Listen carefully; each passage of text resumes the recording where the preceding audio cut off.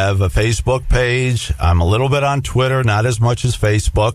And we're going to have our first induction ceremony the end of April, and that'll give the people the opportunity to meet this year's inductees, who, as you mentioned earlier, Bill, there'll be professional athletes, Olympic athletes, high school, and college, and these will be from all over the country, so it's not just local. There may be local people, but we're looking at men and women from all over.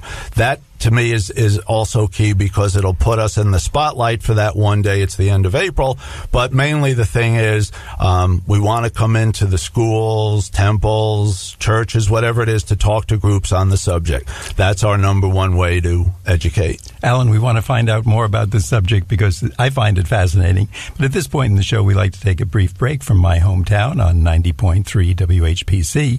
Our guest today is Alan Freedman, director of the Jewish Sports Heritage Association. We'll be right back after this brief intermission. It only takes a minute to find out if you may have prediabetes, and you can do it at doihaveprediabetes.org. But you're probably not going to. Nope. I'm sure you've got a perfectly good excuse. Kids, work. I get it. You're busy. So what better time than now? Let's begin. Raise one finger if you're a man. Ladies, none yet. Oh, count in your head if you're driving. Now, 3 more fingers for everyone over 60, 2 over 50, 1 over 40, 1 more if you're not physically active, another finger if anyone in your family has type 2 diabetes, another if you've got high blood pressure. If you're overweight, raise another finger, 2 if you're very overweight, and 3 if you're really overweight. You've just taken the world's first audio prediabetes test. And if you're holding up 5 or more fingers, visit doihaveprediabetes.org or talk to your doctor. There's no excuse because prediabetes can be reversed. Brought to you by the Ad Council and its pre-diabetes awareness partners. My Hometown is made possible by Herald Community Newspapers. For more local news, visit liherald.com. Got a story to tell? Call 516-569-4000.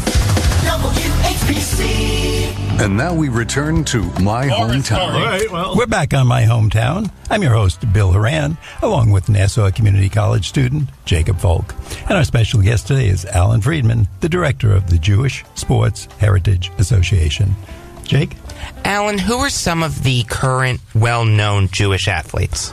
Good question. Ryan Braun is currently playing Major League Baseball. They're not as well known, but you have Jay Fiedler, an Oceanside product who retired a few years back from playing professional football. Mike Camilleri is playing hockey.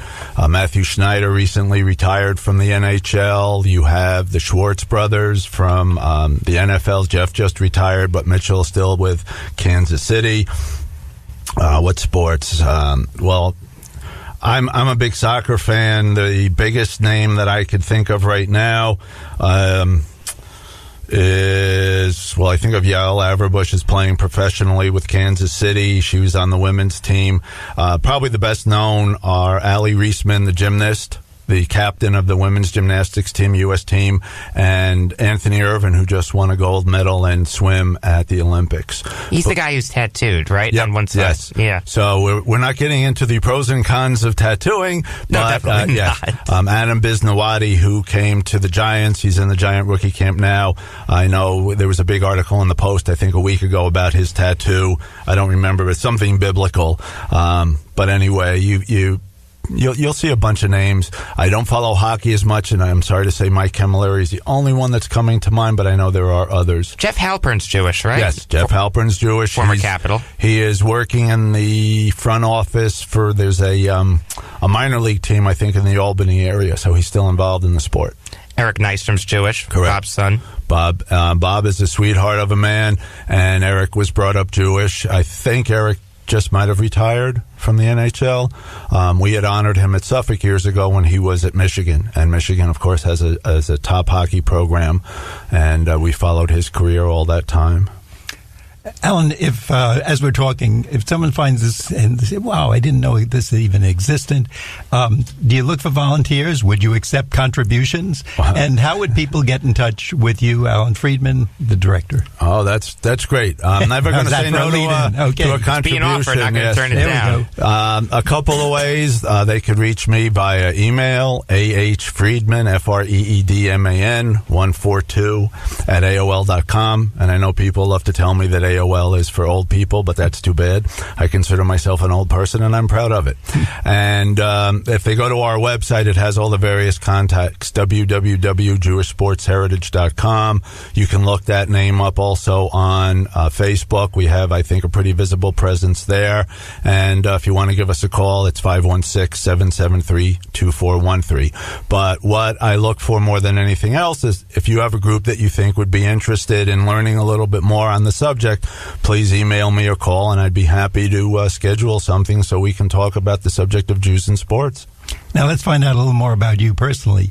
While you may have given it away already based on what's on the desk here, who's your favorite Jewish athlete? Actually, if you had asked me this about 10 days ago, I would have said it with a big smile, and this is not to knock Sandy Koufax, but he's not my favorite. The reason I say this is the favorite of all the people that I've met in all the years I've done this passed away a week ago. It was a woman I used to refer to as this little old lady from Jamaica Estates. You may have seen it passing in Newsday. They had a big full page in the sports section last week. Her name was Margaret Lambert. Margaret died at the young age of 103, and most people do not know her story, but to give you the very short version, in 1936, when the Olympics were held in Berlin, there was a very good chance that the U.S. team was going to boycott the games. If you saw the movie, I think it was last year, Race, about Jesse Owens, they touched upon this with Marty Glickman and Sam Stoller. But Margaret was the top high jumper in Germany for women, and she and a group of people were made part of the German Olympic team. And even though they were on the German Olympic team, they had separate living and training facilities. And when the U.S. team set sail for Germany, Margaret gets a letter from the German government saying, "You're off the team." HBO did a documentary about her called Hitler's Pawn, where basically she was used as a pawn to help bring the U.S. team to the games, and once the games came, then Margaret was no longer needed. So over the years, I got to meet her, got to know her. We developed a friendship, a bond, and really just a very funny woman. And if you think about it, what I said about Helene Hines, a woman who's a lot younger than 103, but somebody who was born in 1914, Jewish woman in Germany who was in track, soccer, she skied, whatever the sport was, she did it, and she excelled at it. Well, after she wasn't allowed to compete in the games, she came to this country, worked as a maid, worked as a trainer, saved up whatever she could, eventually brought her husband Bruno here. Bruno was a physician. He had to take all his boards over. I think actually had to go back to school. But one of the first things he did here was when the war broke out, he served for the U.S. He lost almost all his family in the Holocaust. Neither of these people were bitter. Neither of them were angry. And the nice thing was, in 1996, as a guest of the German government, Margaret and Bruno were invited to the Atlanta Olympic Games, and that led to them being invited back to Germany, back to her hometown, which was shown in the movie. Everybody that had ignored Margaret when the Nazis took over, one woman stayed friends with her back in the 30s, and they're reunited on the film. They hadn't seen each other in about 50 years, and it was just a beautiful thing to see. And Margaret was there. Originally, she was like, I don't want to return to Germany, but she learned, it's like this generation had nothing to do with what happened to Bruno, myself, and our families, and it was a great point to educate people with. look what can happen with somebody who lived through this. And we got to know each other. And the funny part of this, I don't want you to think it's all seriousness. I was over at Margaret's house once, and they're married for about 75 years at that time. And I thought, big deal. I'm married for 25 years is nothing compared to Margaret and Bruno. And I said to Margaret, what's the secret to a long, happy marriage? She turns to me and goes, that's simple. Bruno's a Met fan. I'm a Yankee fan. I make him watch them upstairs. So I guess there's a lot to be said for that. So you keep peace in the family. So that's good. Jake, I think another future job for you, or profession or occupation, just to go around to cocktail parties and give these talks. No, because they're fascinating. Thank you. And you must be like the one who gets the crowd around you for the whole evening at weddings and meetings, etc. It depends. Once I come out of my shell, so to speak. Oh yeah, you're definitely in a shell. Yeah, we saw that. Oh yeah. But I mean, we could go on and on about these, and as I said, with Helene and with Margaret, but I'll give you the quick version. So, I get to meet Koufax. We had talked over the phone, sent letters. This was before the internet, so I don't have an email. He probably wouldn't have given it to me anyway. And he's doing a memorabilia show at Hofstra. And I take my son at the time, I think David was about 8 or 9 years old, and we go to meet Sandy Koufax, and he's very pleasant. He goes, hi, David, nice to meet you. And I'm like, I'm the guy that's always getting these free autographs from you. My son is very shy around strangers. Now, all of a sudden, he decides he's going to talk up, and I didn't realize that up until that point, the only pictures he had seen of Koufax was in his 20s and early 30s, and Sandy Koufax now is about 63 or so, and he goes, boy, did you get old. There you go. Yeah. At that point, I remembered my training working in the JCC field, and I'm like, we have a lost child here. Parents want... So luckily, Mr. Koufax was still friendly towards me after that, and I told David from that, hence, please don't tell people they got older. So it's probably a good story for Sandy Koufax. Yes. He probably gets a kick out of it. I hope he did. And as I said, he was still nice to me years later. So he seems like a very gracious man. So. Yes, he was. Alan, before I'm going to go back to Jake for any other questions, but once again, before we get to the end of the show, if someone wants to get more involved by way of volunteering or perhaps a donation, could you give us that contact information? Sure. Thank you, Bill. It's A.H. Freedman, Freedman, 142 at AOL.com. Phone number 516-773-2413. And you can also go to our website, www.jewishsportsheritage.com, and there's a contact info there in case you don't get the number or my email.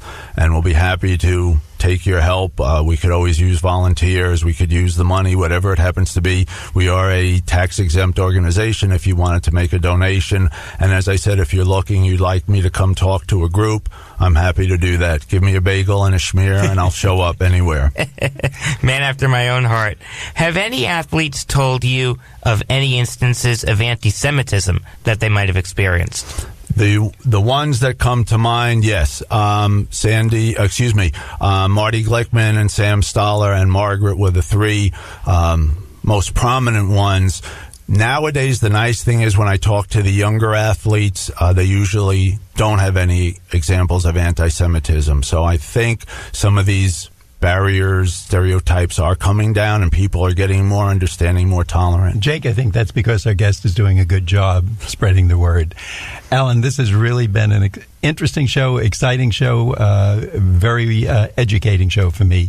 Thank you so much for being with us today. Again, I'd like to remind our audience, our guest has been Alan Freedman, the director of the Jewish Sports Heritage Association. I'm Bill Horan, along with Jacob Valk. Thanks for listening to My Hometown. We like to get your feedback on My Hometown. Send your comments to WHPC at ncc.edu. My Hometown is produced by Jim Green, executive producer. Nassau Community College, where success starts and continues. Till next time, this is Bill St. James. And remember, there's no town like your hometown.